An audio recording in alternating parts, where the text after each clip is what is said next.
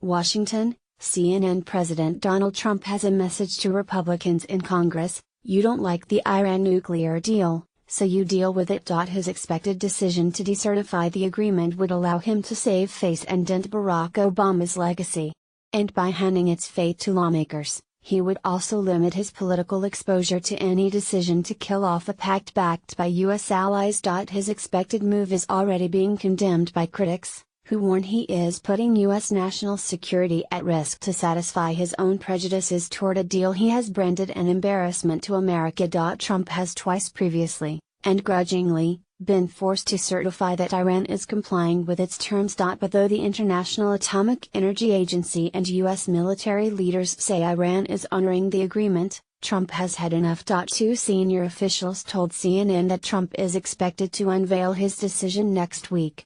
Nothing is ever set in stone with this unpredictable president, but he offered a glimpse into his thinking at the White House on Thursday night. The Iranian regime supports terrorism and exports violence, bloodshed, and chaos across the Middle East, Trump said.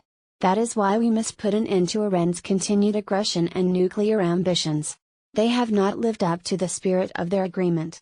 If Trump goes ahead, it will not be the first time that the president has claimed what he sees as a political win and left it to Congress, hardly known for taking tough decisions quickly under pressure, with a political dilemma.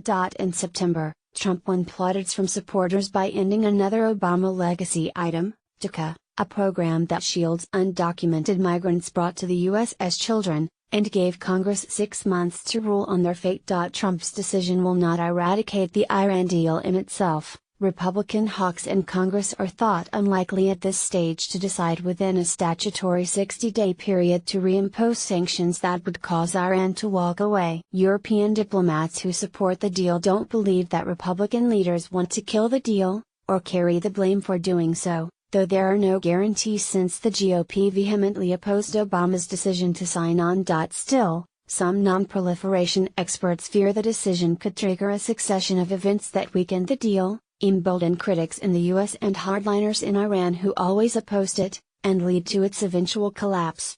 This approach could kill the agreement by 1,000 cuts, said Kelsey Davenport of the Arms Control Association. Democrats are already accusing Trump of indulging his political whims with no thought of the consequences.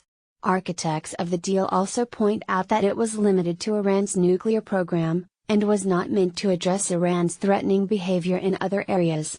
By not certifying Iran's compliance, even after the International Atomic Energy Agency confirmed that Iran is implementing its commitments, President Trump would jeopardize our security and national interests, said Democratic House Caucus Chairman Joseph Crowley of New York. It is clear that President Trump is focused more on continuing his campaign rhetoric than keeping Americans safe. In opting to dent the nuclear deal, Trump would also reject the counsel of some top advisors. In the latest example of multiple differences splitting the national security team, that have most recently emerged in tensions with Secretary of State Rex Tillerson over North Korea policy.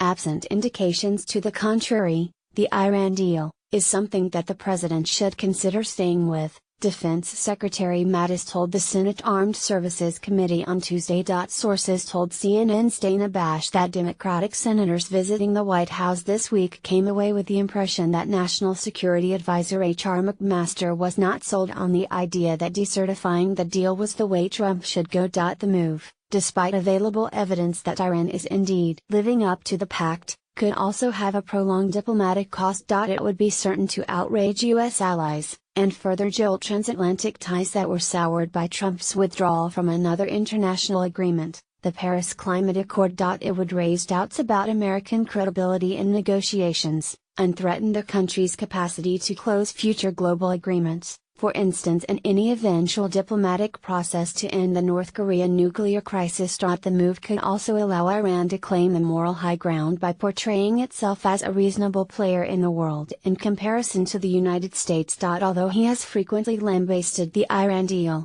Trump has yet to spell out his criticisms in detail. But supporters of decertifying Iran say it will put the Islamic Republic on notice of a much more strident U.S. approach that will target its activities throughout the Middle East, and its ballistic missile program. They also argue that the move will incorporate